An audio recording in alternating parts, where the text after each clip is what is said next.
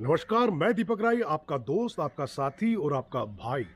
आज जो खबर है गोरखाली समाज से रिलेटेड है, लेकिन उससे पहले एक जानकारी देना चाहूँगा। बीते कुछ दिनों से सेहत खराब होने के चलते मैं उतना ज़्यादा अपडेट आपके समक्ष लेकर नहीं आ पाया, इस चीज़ के लिए क्षमा चाहूँगा। अब बात करते हैं आज की खबर की। आज की जो खबर है, वह बीते दिनों हम पढ़ चुके हैं। असम के नंद किरात देवान को कम्युनिटी क्षेत्र में जो community development international journalism award 2020 है, उसके लिए चुना गया, जो उनको मानवाधिकार दिवस आने वाले 10 दिसंबर को नेपाल की राजधानी काठमांडू में दी जाएगी। नेपाल के नेशनल प्रेस क्लब के द्वारा उनको यह पुरस्कार सम्मान दिया जा रहा है। अब हम यह बताएंगे आपको कि नंद किरात देवान के साथ वीर गोरखा वेब टीवी का एक पुराना संबंध रहा है। न केवल वीर गोरखा वेब टीवी बल्कि वह भारत के गोरखा समाज के अलग अलग कार्यों में भी लगातार संलिप्त रहे हैं। पत्रकारिता के क्षेत्र में तो वह बहुत ही जाना पहचाना नाम असम और असम के बाहर के क्षेत्रों में भी रहे हैं। लगातार नया कुछ करने के इरादे के साथ नंद किरात देवान ने लगातार अपने कार्यों को सतत बनाए रखा है। साथ ही साथ जो युवा पीढ़ी है, यह जो भारत में गोरखाली समाज के लिए मीडिया हाउस चलाता है, उनको यह जानना बेहद ज़रूरी है कि डिजिटल जो आज का युग है, उस डिजिटल पत्रकारिता के क्षेत्र में भारत में जो सबसे पहले जो गोरखा युवा लोग आगे आए, गिनती के लोग 3-4 लोग थे, उनमें नंद किरात देवान का भी नाम था। आज से 15-18 साल पहले लगभग जब इंटरनेट आम लोगों की पहुंच से बहुत दूर हुआ करता था, तो वह गोरखा टाइम्स नाम से एक वेब पोर्टल का संचालन करते थे। साथ ही साथ वह कई अन्य मीडिया हाउसों में भी लगातार सतत अपने सेवा को दे चुके हैं। नंद किरात देवान ने वीर गोरखा वेब टीवी को जब यह सारी जानकारी दी, तो हमने कोशिश की कि उनसे बात किया जाए और उनसे जाना जाए कि इस सम्मान को मिलने के बाद उनके मन में क्या किस तरह के विचार है और विचार को वह साझा करे। देखिए, एक चीज़ यहाँ जानना बेहद ज़रूरी है कि ऐसे युवा जो न केवल गोरखा समाज से है, न केवल आसाम से, बल्कि संपूर्ण भारत में रहने वाले कोने कोने के उन तमाम युवा जो सामाजिक कार्यों में संलिप्त है, जो पत्रकारिता के क्षेत्र में कार्य कर रहे हैं, उन सभी के लिए कहीं ना कहीं यह एक प्रेरणा का मामला है, प्रेरणा का संदर्भ है। क्योंकि एक अंतर्राष्ट्रीय सम्मान किसी के भी व्यक्तित्व को जानने के लिए पर्याप्त रहता है। साथ ही साथ यह भी आपको बताएंगे कि वर्तमान में भारतीय गोरखा परिसंघ के युवा इकाई, भारतीय युवा परिसंघ के नंद किरात देवान राष्ट्रीय अध्यक्ष भी है। लगातार युवाओं को सतत बनाए रखे, उन्होंने बहुत सारे अच्छे आयोजन किए, बहुत सारे ऐसे कार्य भी किए जिससे लगातार भारतीय गोरखा परिसंघ को एक मजबूती मिली। मैं साथ ही साथ आपको यह भी बताना चाहूँगा कि नंद किरात देवान एक बहुत ही एनर्जेटिक व्यक्ति के रूप में लगातार वीर गोरखा वेब टीवी के साथ जुड़े रहे। उन्होंने कई मुद्दों पे, एनआरसी का मुद्दा इतना गंभीर मुद्दा था कि वीर गोरखा वेब टीवी को नंद किरात देवान के ही सहयोग के चलते जो एनआरसी का इतना बड़ा मुद्दा हुआ था, उस मुद्दे पे गोरखाली हितों की सुरक्षा के लिए लड़ाई लड़ने में कहीं ना कहीं एक बहुत बड़ा योगदान मिला। एनआरसी का मुद्दा हो या बहुत सारे अन्य असम में रहने वाले लोगों की समस्या हो, नॉर्थ ईस्ट में रहने वाले लोगों की समस्या हो, या समस्या हो भारत में रहने वाले किसी भी क्षेत्र के गोरखाली समाज की, लगातार नंद किरात देवान ने अपने जो भरसक प्रयासों से जितना हो सके उतना लगातार काम किया है। पत्रकारिता में लोगों को प्रेरणा दी है कि उस दौर पे जब डिजिटल सेक्शन के लिए लोग बिल्कुल जानकारी के अभाव में रहते थे, उस दौर में भी गोरखाली इतिहास, गोरखाली समसामयिक चीज़ों को उन्होंने डिजिटल के क्षेत्र में लेकर आने का प्रयास किया। वीर गोरखा वेब टीवी के पुराने एक अभिन्न और एक अप्रतिम साथी को एक अंतर्राष्ट्रीय सम्मान मिला।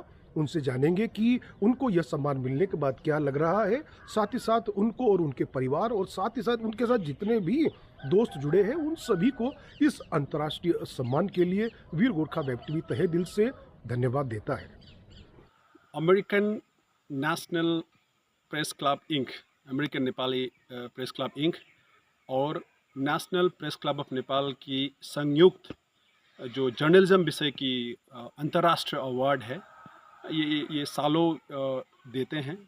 इसका 7वां संस्करण में community development journalism and global piece journalism international award 2020 मुझे प्राप्त हुआ है। ऐसा खबर मुझे national press club of Nepal की ऑफिशियल ईमेल से प्राप्त हुई है, और ये जो खबर है आप लोगों को मैं सहस्त्र जानकारी कराता हूँ।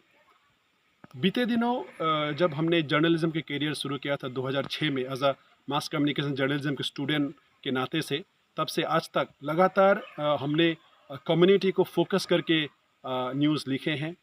मेरा अन्य इंटरेस्ट इंटरनेशनल रिलेशंस थे, और इंटरनेशनल रिलेशंस में हमने पीस बिल्डिंग प्रोसेस, ये सब खबर को हमने प्राथमिकता से बीते दिनों लिखा है। आपको याद होगा 2009 में जब मैं एक इमर्जिंग जर्नलिस्ट के रूप में कालिम्पोंग में मुझे सम्मानित किया गया था, तब से कुछ ही दिन पहले मैंने अल्फ़ा और असम गवर्नमेंट और यूनियन गवर्नमेंट ऑफ इंडिया का जो पीस टॉक्स था, पीस टॉक्स के ऊपर अल्फ़ा का जो बात था, मैंने उसको कवर किया था, और वो आज भी एक one of the most important coverage है पीस बिल्डिंग प्रोसेस के। उनका जो बात था मैंने राष्ट्रीय पटल पर और अंतर्राष्ट्रीय पटल पर रखा था। उसी तरह से 30 अक्टूबर का जो ब्लास्ट था, आज से करीब 10-11 साल पहले, एक अभिशाप्त 30 अक्टूबर कहा जाता है। उस ब्लास्ट में जब धमाका हुआ था, सीरियल ब्लास्ट हुआ था गुवाहाटी में, उसको भी मैंने अपने आँखों से, अपने कैमरे से और रिपोर्टिंग करके मैंने कवर किया था। आज भी उसका रिकॉर्ड मिल जाता है। तो ये सारा जो पीस बिल्डिंग प्रोसेस में बाद में जाकर सारे चीज़ को एक सुचारू रूप से लेके, ये जो समाज में ये जो तत्व है, ये तत्व को अंत में लेकर एक पीस की तरफ से ले जाने के लिए भी हमने काम किया था। शायद इसी के चलते या ग्लोबल पीस जर्नलिज्म जो अवार्ड है उसको भी जोड़ा गया है इस अवार्ड में। और साथ में जो कम्युनिटी डेवलपमेंट का बात है, मैंने शुरू से ही कम्युनिटी के विषय पर लिखा है। असम और नॉर्थ ईस्ट एक पिछड़ा वर्ग है। राष्ट्रीय पटल पर नेशनल न्यूज़ में या इंटरनेशनल न्यूज़ में हमारी बात खूब कम आती है।